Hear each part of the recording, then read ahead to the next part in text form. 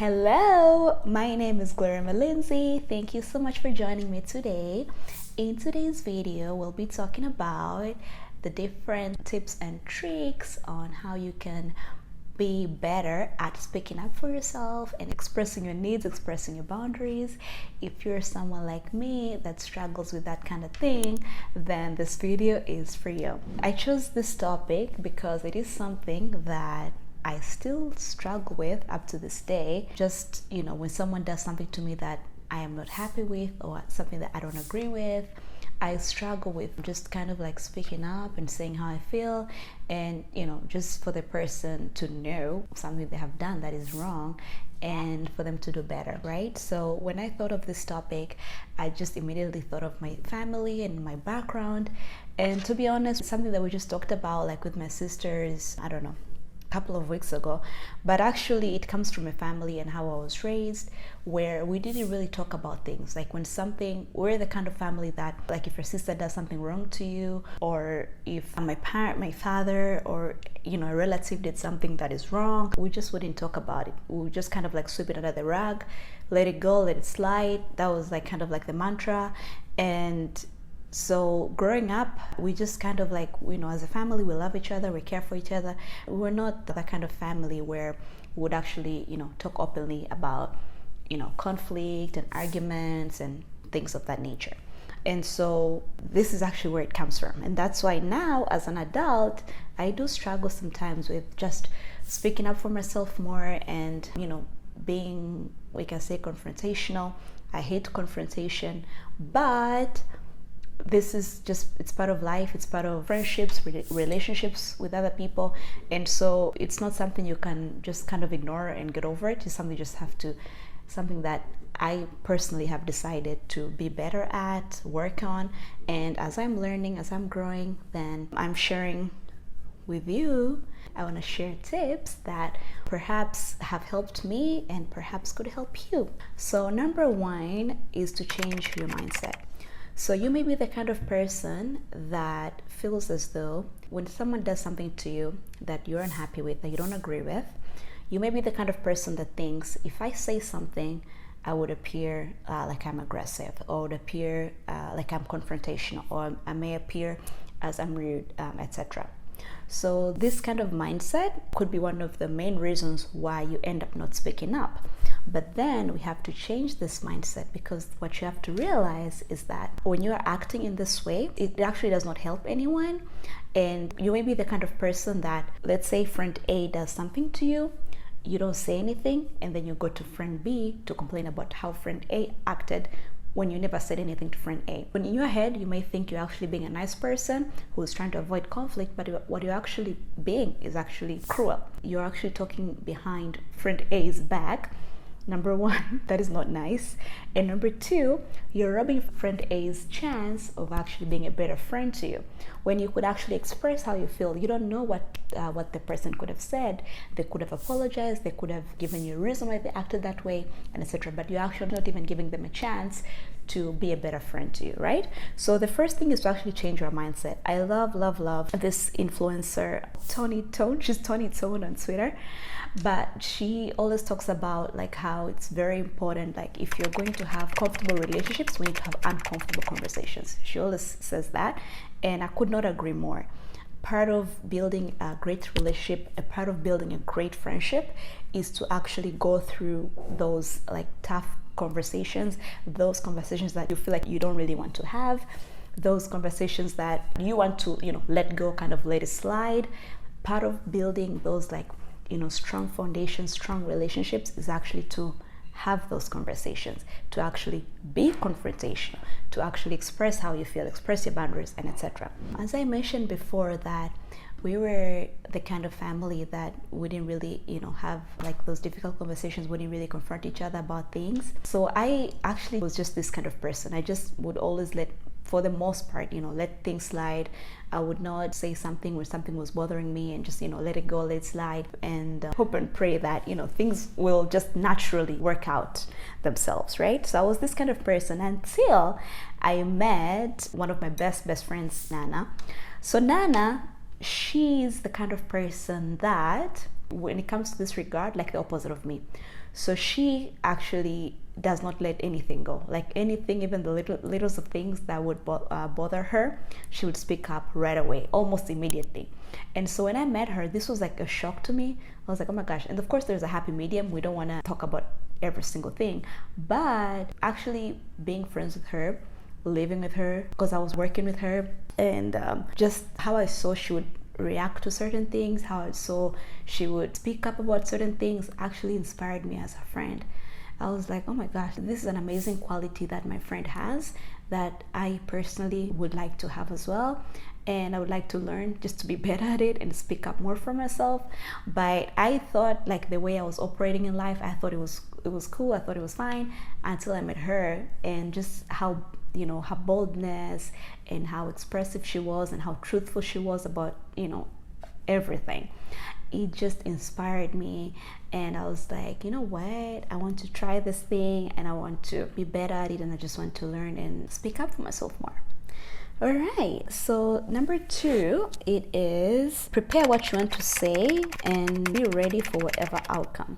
If you have a situation, we'll just give an example that you have a friend that they have done something that you are unhappy with, or it could also be at work. It could be one of your coworkers or your boss, you know, someone that you may work with, and they may be doing things on a regular basis, on a consistent basis, that you're unhappy with, that you don't agree with, right?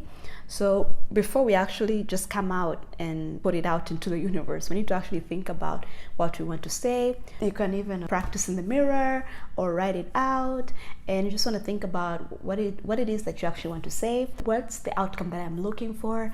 What could possibly, you know, go wrong, etc. So we first want to consider those things, and then we can then proceed to actually having the conversation.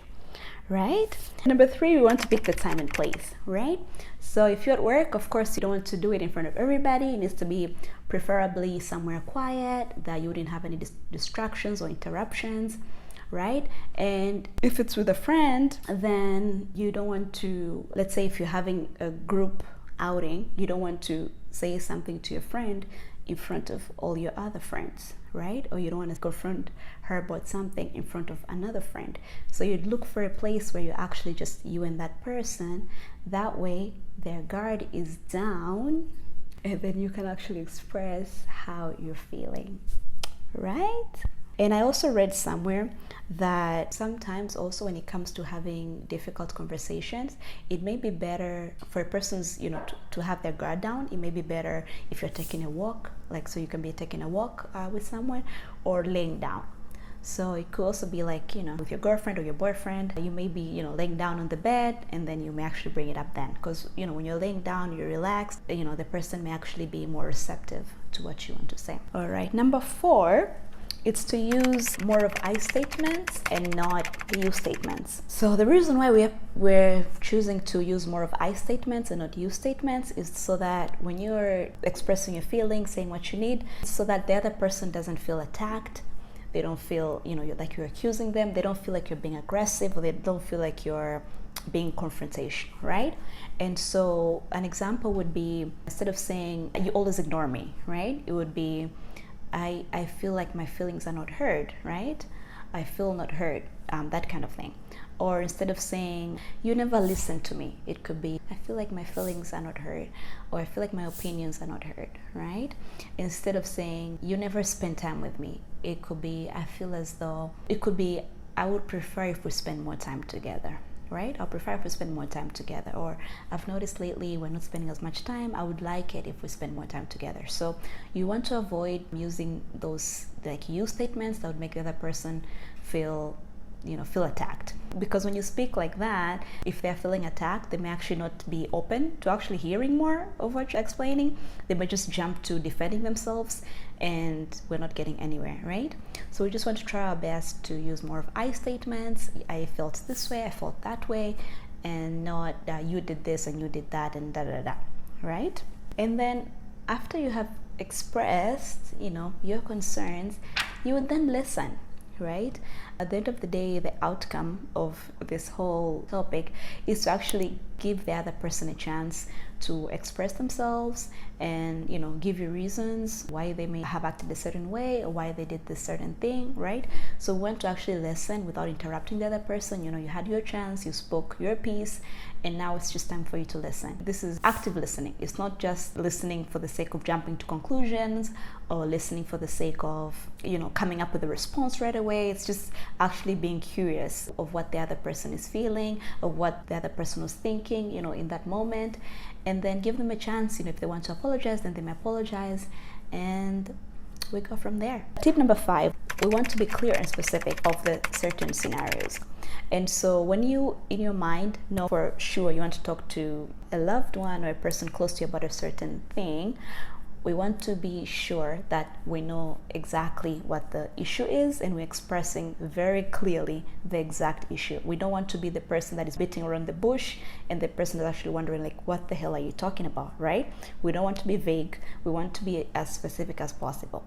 Because, for example, you cannot just say to someone, I feel that you're rude, or I feel that you're ignorant, or something like that, because the person will be like, what do you mean I'm rude?